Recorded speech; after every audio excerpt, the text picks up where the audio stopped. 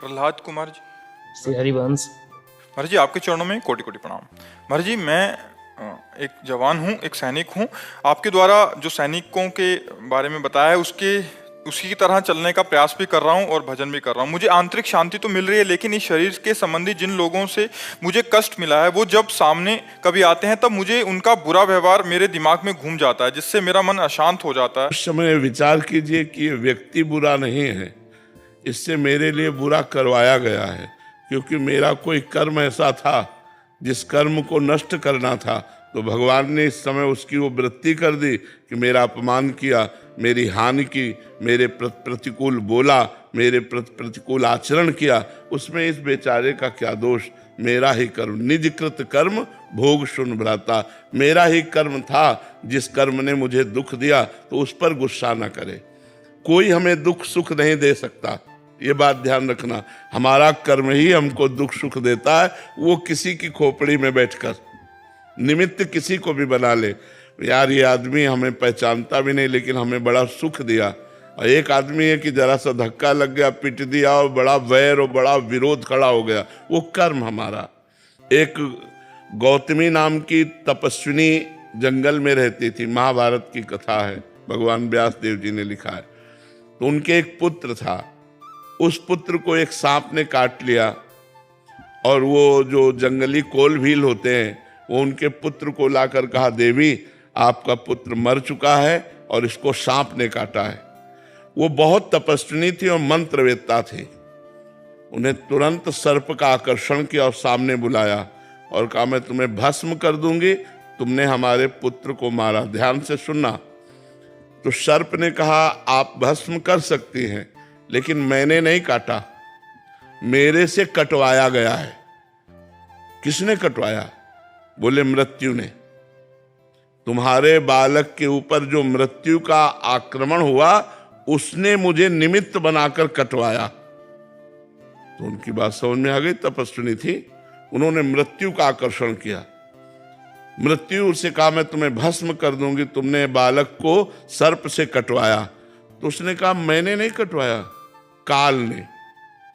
काल के द्वारा मैं मृत्यु प्रेरित थी और मैं मृत्यु से प्रेरित होकर सर्प ने काटा। मैं तो एक निमित्त, मृत्यु ने कहा, वो तो काल है। काल का आकर्षण किया और काल महाबली भगवान का स्वरूप है। उन्होंने कहा, तुमने हमारे पुत्र को क्यों मृत्यु से प्रेरित करके, सर्प से प्रेरित करके कटवाया? तो काल ने कहा, हमने नहीं किया, तुम्हारे बालक के कर्म ने। कर्म से प्रेरित काल, काल से प्रेरित मृत्यु, मृत्यु से प्रेरित सर्प। घूम के बाद कहा है कि तुम्हारे बालक का कर्म ऐसा था जिससे इसको सर्प ने काटा। तो अगर हम विवेक के द्वारा देखें तो हमारा कर्म ही, वो बैठे किसी की खोपड़ी में, हमको दुख या सुख जो मिलता है वो निजकृत कर्म भोग सुन भ्राता, अपने किए हुए काम में फल मिलता है। तो कोई आदमी हमारे साथ दुश्मनी कर रहा है तो मेरे ही किसी जन्म का कर्म या इस जन्म का कर्म उसके दिमाग में बैठकर मुझे प्रतिक्षण दुख दे रहा है। इसलिए मुझे सहन करना चाहिए और उस व्यक्ति को क्षमा करना चाहिए, क्योंकि कर्म मेरा ही उसके ऊपर सवार है। ईमानदारी से सत्य बात मानिए, ऐसे कोई दुख सुख किसी को नहीं देता है। महाराज जी ये बात दिमाग से निकल कैसे जाएगी? नाम जप करो, नाम जप करो, नाम में बड़ी सामर्थ्य निकाल के बाहर कर देगी। नाम जप करो, नाम जप। उपकार सिंह जी, नमस्कार महाराज जी। वाहिगुरु जी का खालसा, वाहिगुरु जी की फतेह। महाराज जी मैं एक रेस्टोरेंट बिजनेस चलाता हूँ, लेकिन मेरी एक कमजोरी है, अगर कोई मुझे कुछ कह देता है या थोड़ा सा भी उल्टा बोल देता है तो मैं बहुत परेशान हो जाता हूँ और मेरा मन काम से उठ जाता है। नहीं, एक कमजोर स्थिति है, इसे अच्छी बात नहीं कहते, बहुत कमजोर स्थिति है। हमें चाहिए कि अगर हमको कोई कह रहा है तो हम उसका उत्तर दें, आवश्यक है तो। हमें अपने व्यापार से, अपने कर्तव्य से, अपने ग्राहकों से, अपने समाज से उबना नहीं चाहिए। कुछ समाज में ऐसे भी लोग हैं जो डिस्टर्ब हैं, कई तरह के डिस्टर्ब होते हैं, बहुत अच्छी पोशाक में भी डिस्टर्ब होते हैं। अब वो आपसे खा करके लड़ेगा। हमको चाहिए उनके डिस्टर्ब में हम डिस्टर्ब ना हो, हम डट करके सामना करें, अपनी सफाई पेश करें। किसी भी तरह से हमको हारना नहीं है, हमको परास्त नहीं होना, हमको इतना गुस्सा नहीं कर लेना कि हम भी अपराधी बन जाए। आपके सपने में रोज सुदर्शन चक्र आता है। अरे बड़ी बढ़िया बात है यार, एक दिन मांग ले उनसे, कह दे। अब ऐसे भगवान का पार्षद, बहुत दिव्य पार्षद है सुदर्शन जी। वो असुरों का संहार करते हैं, जिनको कोई नहीं मार सकता। सुदर्शन चक्र जी उनका हिसाब किताब बराबर कर देते हैं। वो भगवान के पार्षद हैं। अगर भगवान के किसी शंख चक्र गदा पद्म सुदर्शन आदि का भी दर्शन हो तो मानना चाहिए भगवान की बड़ी कृपा हमारे ऊपर है, ऐसा मानना। जैसे सुबह आप चलते हैं, ऐसा लगता है कि शिव की बारात जा रही हो और सारे आपके। हाँ, और गुरुदेव जब आप यहाँ पे वचन देते हैं और बाबा जी वो करते हैं, तो ऐसा लगता है कि अर्जुन जी प्रश्न पूछ रहे हो और श्री कृष्ण स्वरूप में आप हमें जवाब। जाकी रही भावना जैसी प्रभु मूर्ति देखी तीर्थ। आपकी भावना विशुद्ध है, इसलिए आपको ऐसा नजर आता है। अनिल मिश्रा जी, दिल्ली से। महाराज जी, आपके चरणों में कोटि कोटि नमन। महाराज जी, धर्म, अर्थ, काम और मोक्ष में संतुलन कैसे बनाए रखें? जब हम धर्म के द्वारा अर्थ कमाएंगे तो हमारी कामनाएं हमको रोक नहीं पाएंगी, हम मोक्ष के अभिलाषी बन जाएंगे। और जब तक हम धर्म से धन नहीं कमाएंगे और धर्म को त्याग दिया तो अर्थ और काम हमें पिशाच की तरह पागल कर देगा। अशांति, चिंता, शोक, भय ये हमारे अंदर भर जाएंगे। तो हमारा सबसे पहला कर्तव्य होना चाहिए कि हमारे को जो अर्थ चाहिए, जो संपत्ति चाहिए, वो धर्म के द्वारा मिले। और धर्म के द्वारा जब हम धर्म का पालन करेंगे तो धर्म हमको भगवान की तरफ ले जाएगा, अधर्म हमको नरक की तरफ ले जाएगा। तो जब धर्म हमें भगवान की तरफ ले जाएगा तो हमारी अच्छी कामनाएं होंगी। धर्म, अर्थ जो है वो धर्म से कमाया गया, इसलिए कामनाएं अच्छी होंगी। और कामनाएं जब हमारी पूर्ण होंगी या नष्ट हो जाएंगी, दो प्रकार से कामनाओं का त्याग होता है। या तो भगवान पूर्ण कर देंगे या तो कामनाएं नष्ट कर देंगे। तो मोक्ष अभिलाषा जग जाएगी कि मैं भगवान को प्राप्त करूं, मैं मुक्त हो जाऊं। इसलिए सबसे पहली बात है धर्माचरण करना। अब धर्म क्या है और अधर्म क्या है ये जानने के लिए हमें शास्त्रों का स्वाध्याय, संतों का संग करना पड़ेगा, जिससे हमें ये पता चले कि जो हम कार्य कर रहे हैं वो धर्म पूर्वक है या अधर्म पूर्वक। तस्मात् शास्त्रम प्रमाणम ते कार्या अकार्यो व्यवस्थित हो। कार्य करना है कि ये अकार्य है, इसका विधान शास्त्र करता है। तो हमें श्रीमद् भागवत का, श्रीमद् भगवत गीता जी का, वेदों का जितना हमारी पहुंच है स्वाध्याय करना चाहिए। तो हमें पता चल जाएगा ये करना चाहिए और ये नहीं करना चाहिए। जिसे संत और शास्त्र कहते करना चाहिए उसे धर्म कहते हैं, और जिसे संत शास्त्र कहते नहीं करना चाहिए उसे अधर्म कहते हैं। धर्म के द्वारा कमाए हुए धन से पवित्र कामनाएं उत्पन्न होती हैं, पवित्र कामनाएं फिर मोक्षाभिलाषी बना देती हैं। इसीलिए धर्म, अर्थ, काम, मोक्ष ये 4 पुरुषार्थ लिखे हुए हैं। महाराज जी, इन्हीं का प्रश्न है कि सनातन धर्म का वास्तविक अर्थ क्या है? महाराज जी, ब्रह्म, सनातन ब्रह्म है, सनातन राम है, सनातन कृष्ण है, सनातन संपूर्ण जगत है। ये वायु सनातन है, ये सूर्य सनातन है, ये चंद्र सनातन है, ये भूमि सनातन है। चराचर जगत उसी सनातन से प्रकट हुआ है। सनातन ब्रह्म है तो सनातन से ही प्रकट हुआ है। जैसे ब्रह्म अनंत है ऐसे सनातन अनंत है। सनातन किसी व्यक्ति के धर्म का नाम नहीं है। सनातन परब्रह्म परमात्मा है। भगवान श्री कृष्ण सनातन है, भगवान श्री राम सनातन है। जब भगवान सनातन है तो चराचर जगत उसी सनातन से उत्पन्न हुआ है। ये वायु सनातन है, ये सूर्य सनातन है, ये चंद्र सनातन है, ये भूमि सनातन है, ये अग्नि सनातन है, ये समस्त देवता सनातन है। कहाँ तक वर्णन करें? जैसे भगवान अनंत है ऐसे सनातन अनंत है। सनातन किसी व्यक्ति के धर्म का नाम नहीं है। सनातन आकाश है, आकाश की तरह व्याप्त सनातन है। सनातन के सिवा कुछ है ही नहीं। जो है वो सनातन में। भूमि में तो सब है, आकाश के नीचे तो सब है। सूर्य चंद्र के प्रकाश से ही तो सब जीवित है। सबके प्राणों का पोषण वायु से होता है। वायु सनातन है, अग्नि सनातन है। सब सनातन में उत्पन्न होते हैं, सनातन में पलते हैं और सनातन में ही लय हो जाते हैं, क्योंकि सबका मूल सनातन है और सनातन ब्रह्म है। समझ पा रहे? सनातन किसी व्यक्ति का एक धर्म मात्र नहीं है। संपूर्ण सृष्टि का जो धर्म है वो सनातन है। वो ब्रह्म है। जैसे आकाश सनातन तो फैला हुआ है, चाहे जहाँ चले जाओ, ऐसे चाहे जहाँ चले जाओ वो सनातन तत्व ब्रह्म विराजमान है, तो सनातन ही है। कोई भी जीवित है वायु से जीवित है, वायु सनातन है। समझ पा रहे हैं आप? स्मिता जी। महाराज जी प्रणाम। महाराज जी, मैं जम्मू कश्मीर सरकार में कमिश्नर के पद पर कार्यरत हूँ। इस भाग दौड़ भरी जिंदगी में प्रभु मनन चिंतन भजन का समय अधिक नहीं मिलता। क्या मैं अपने सरकारी कर्तव्यों को ही प्रभु सेवा मानूं या केवल अपना कार्यभार मानूं? नहीं, परिवार के सेवा को भी भगवान की सेवा और सरकारी सेवा को भी भगवान की सेवा माननी है, पर साथ में नाम जप करना है। मामनिस्मर युद्ध चाहिए, युद्ध माने अपने कर्तव्य का पालन, और मामनिस्मर भगवान करे मेरा स्मरण। अगर भगवान का स्मरण नहीं है तो सब कोई कार्य कर रहे हैं, और कर्म दो ही प्रकार के होते हैं, पाप या पुण्य, और उन्हीं का भोग भोगना पड़ता है। अगर हम भगवान का नाम जप कर रहे हैं और अपने कर्म को भगवान की सेवा मानकर कर्म को भगवान को समर्पित करते हैं, तो इससे हमारा भगवत प्राप्ति का मार्ग पुष्ट हो जाएगा। जैसे 4 घंटे हमने कोई काम किया, सांसारिक है, घोर सांसारिक है, बीच बीच में राधा राधा स्मरण किया, और उस 4 घंटे को, हे प्रभु ये जो 4 घंटे हमने कार्य किया ये आपको समर्पण करते, कृष्णार्पणमस्तु, तो वो 4 घंटे आपके भगवान की सेवा के समर्पित हो गए। क्योंकि संसार भगवान का है और इसमें जो भी सेवा है वो भगवान की ही सेवा है, पर भगवत स्मरण करते हुए, भगवान को कर्म समर्पित करते हुए हम भगवत मार्ग में चल सकते हैं। अच्छा, भागा दौड़ी कितनी, हम लोग प्रमाद स्थिति, प्रमाद समझते हो, आलस्य प्रमाद स्थिति के कारण ऐसा बोल देते कि हमारे पास टाइम नहीं है। नहीं, आप 12 घंटे काम करते हैं, इससे अधिक काम करते हैं? कोई भी हमें बताओ, अधिक से अधिक आप 12 घंटे काम करते हैं, तो 24 घंटे में आपके पास 12 घंटे बचे, 6 घंटे सो लीजिए, 12 6 18 घंटे हो गए।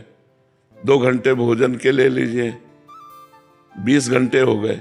1 घंटे मनोरंजन के लिए ले लीजिए, 21 घंटे हो गए। अब बचे 3 घंटे।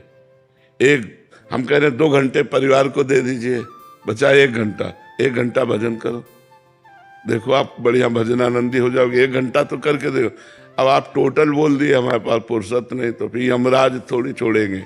तो हमें नाम जप करना चाहिए अपने लोक परलोक दोनों को बनाने के लिए, लोक में शांति और परलोक में भगवत कृपा प्राप्ति।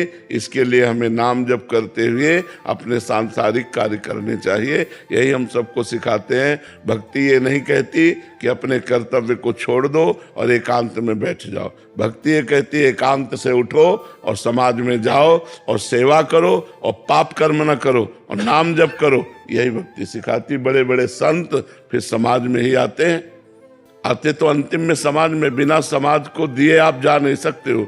जो भक्ति कमाई वो समाज को दो और फिर जाओ यहाँ से। बड़े बड़े संत महात्मा घूम घूम के बांटते हैं, हम तो मान लो बैठे हुए बांट रहे हैं।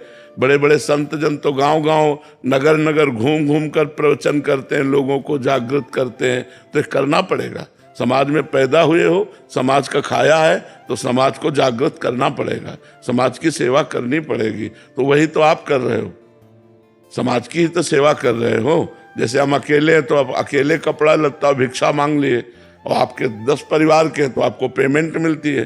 तो आप अपने परिवार का पोषण कीजिए और धर्म से चलिए और नाम जप कीजिए, तो आपको भगवत प्राप्ति का मार्ग मिल जाएगा।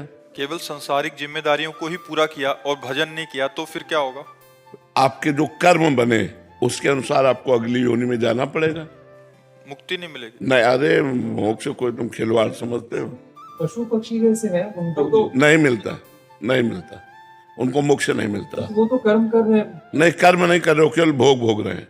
कर्म केवल मनुष्य शरीर से होता है। गुरुदेव आपने बोला सर वृंदावन में जो पशु पक्षी वो सारे किसी न किसी पुनर्जन्म में अपने तपस्या की है, तपस्या। हाँ, तो वही तो कह रहे। तो वृंदावन के कबूतर बनना तुमने साधारण समझ लिया है क्या? वृंदावन के पशु पक्षी बनना बड़े बड़े ऋषि मुनि याचना करते हैं कि वृंदावन का मैं खग मृग पशु पंछी बन जाऊं, जिससे राधा राधा रटूं और प्यारी जू और प्यारे जू को सुख पहुंचाऊं। तो वृंदावन के पक्षी, वृंदावन के सुअर कुत्ता ये कोई साधारण जीव थोड़ी है, ये तो पूर्व जन्म के कोई न कोई साधन भजन बना तो वृंदावन में आकर पशु पक्षी रूप में प्रियाजू के धाम में पड़े, आप सीधे भगवत प्राप्ति हो जाएगी इनको, क्योंकि रज में पड़े है ना। अब शरीर रज में छूटेगा तो रज के प्रभाव से भगवत प्राप्ति हो जाएगी। आशा शुक्ला जी। राधे राधे महाराज जी। महाराज जी, नाम जप में यदि राधा जी के ध्यान में राधा जी एवं साकार गुरु एक ही रूप में महसूस हो, तब साधक की स्थिति बढ़िया है, बढ़िया है। तो उसको फिर अभी शरणागति या गुरु दीक्षा का अभी आगे प्रयास नहीं करना चाहिए। आप करते रहो, भजन करते रहो, खुद भूख पैदा हो जाएगी, खुद भूख पैदा हो जाएगी कि अब मैं दीक्षा लूंगी, अब मैं गुरु बनाऊंगी, अब मैं भगवत मार्ग में आगे बढ़ना चाहती हूँ। जब हमें आगे चलना होता है और मार्ग पता नहीं होता तो गाइड की जरूरत होती कि नहीं होती? हमें मार्ग पता नहीं है और हमें चलना है आगे तो हमें गाइड की जरूरत होती है। ऐसे ही भगवत मार्ग में गुरु की जरूरत होती है। चाहे शिव बिरंच सम होई, गुरु बिनु भवनिधि तरह न कोई, तो वो खुद भूख पैदा हो जाएगी आगे कि कोई महापुरुष हमारा गुरु बने और हमें मार्ग प्रदर्शन करे कि हम कैसे जाए। महाराज जी, दुनिया में ऐसा कोई पाप नहीं है जो मैंने नहीं किया। सबसे गलती हो जाती, सबसे गलती। आपसे हाथ जोड़ के विनती है कि आप ऊपर जाने का मत बोला कीजिए, दिमाग खराब हो जाता है, हाँ, पागलपन आ जाता है। अब आपसे इतना लगाव हो चुका है नवल नागरी बाबा जी से, इनसे करो क्योंकि नए हैं हमारे। अब तो शरीर की हालत रोज का रोज डाउन होती जा रही। अब इसको हम कैसे कहें हम कितने दिन जिएंगे, अब पता नहीं भगवान कितने दिन रखें। ये जरूर है कि हम ना रहेंगे लेकिन वाणी तो रहेगी ना। टेप की गई जो वाणी है, जो रिकॉर्ड की गई वाणी है, अगर आप उसे सुनोगे तो आपको लाभ मिलेगा। शरीर तो नहीं रहेगा, आज या कल चला जाएगा, इसका तो जाने का है ही। गुरुजी, आपके बिना तो कुछ अच्छा ही नहीं लग रहा। तो इसको रोकने का कोई उपाय भी तो हमें नहीं नजर। हमको साथ में ऐसी कोई बस नहीं बनी, ऐसी कोई ट्रेन नहीं बनी। तो सारी चीजें छुड़वा दी महाराज। तो बच्चे और दुकान वगैरह, अब इस तरह का मोह और वो नहीं होता है। सिर्फ आपसे, बाबा जी से सबसे दिन रात यही सपने में दिखते हैं। और वो इतनी हालत है बाबा जी, मैं यहाँ पर इस धाम में झूठ नहीं कहूँगा। ऐसा नहीं है कि आपका एकांतिक या सत्संग करने के बाद में मेरी स्थिति एकदम सुधर गई हो। एक दो बार गलत जगहों पे जाने का भी प्रयास किया। एक बार आपके दर्शन हुए वहां पे, और दूसरी बार नवल नागरी बाबा के महादेव बाबा के वे, हाँ बोल अब क्या चाहिए तेरे को। तो वापस चौकड़ी मार के भागा हूँ। अब कृपा निधान, आप बस आप ऊपर जाने का मत कीजिए, और अगर जाना है तो मेरे को साथ में लेके मैं थोड़ी वो सेवा करना। भगवान की बड़ी कृपा है आपके ऊपर, जो आपका सुधार होकर भगवत मार्ग में चल रहे हो। चिंता न करो, हम साथ हैं। शरीर नहीं रहेगा तो भी हम साथ रहेंगे। आप देखला, जो प्यार करते हैं तो शरीर रहे ना रहे, हम साथ रहेंगे, तुम्हें अनुभव होगा कि बाबा हमारे साथ है। ये अनुभव होगा। नामदेव जी। श्री हरिवंश। श्री हरिवंश महाराज जी, आपके चरणों में कोटि कोटि प्रणाम। महाराज जी, जीवन में बहुत कुछ सुधार आया है जब से आपका सत्संग सुनना शुरू किया है। महाराज जी, पारिवारिक रिश्तों में बहुत ज्यादा आसक्ति है। उस आसक्ति को श्री जी की तरफ कैसे मोड़े? मोह में बुरी तरह फंसी हुई हूँ, बहुत गलानी भी होती है। हाँ, भगवान की माया का यही प्रबल प्रभाव है कि जीव शरीर और शरीर के संबंधी भोग और शरीर संबंधी रिश्ते नाते, इसी में पूरा जीवन व्यतीत कर देता है। या तो शरीर संबंधी भोगों में या शरीर संबंधी रिश्ते नातों में, लेकिन आत्म संबंधी जो हमारे परम प्राण प्यारे भगवान हैं, उनसे हमारा लगाव नहीं हो पाता। वो लगाव तभी होगा जब हम नाम जप करेंगे। जितना अधिक नाम जप करेंगे उतने ही भगवान से हमें अपनापन होने लगेगा, और जितना भगवान से अपनापन होगा तो सबके प्रति प्यार बढ़ेगा, पर मोह नहीं। प्यार सबके प्रति बढ़ेगा, क्योंकि हृदय द्रवित होता है तो सबको सुख देने की भावना होती है, पर मोह नहीं होगा। ना अपने शरीर से मोह, ना दूसरे शरीरों से मोह। ये जब तक विवेक नहीं होए, विवेक मोह भ्रम भागा, विवेक होता है तब मोह का नाश होता है, और विवेक होता है सत्संग से, भगवान के भजन से। बिन सत्संग विवेक न होई, और राम कृपा बिन सुलभ न सोई। जब भगवान कृपा करते हैं तब सत्संग मिलता है। तो सत्य क्या है? भगवान का नाम। भगवान का नाम सत्य नारायण, सत है। तो जब हम राम राम, राधा राधा, कृष्ण कृष्ण, नारायण नारायण जपते हैं तो ये हर समय सत्संग हो रहा है। हमारे अंदर सुंदर बुद्धि में विवेक उत्पन्न होता है, और विवेक मोह का नाश कर देता है। होए विवेक मोह भ्रम भागा, और मोह गए बिन राम पद होए न दृढ़ अनुराग। जब तक मोह का नाश नहीं होता तब तक दृढ़ अनुराग भगवान के चरणों में नहीं होता। तो सत्संग सुनो और नाम जप करो, फिर देखो मोह नष्ट हो जाएगा। सत्संग सुनो, नाम जप।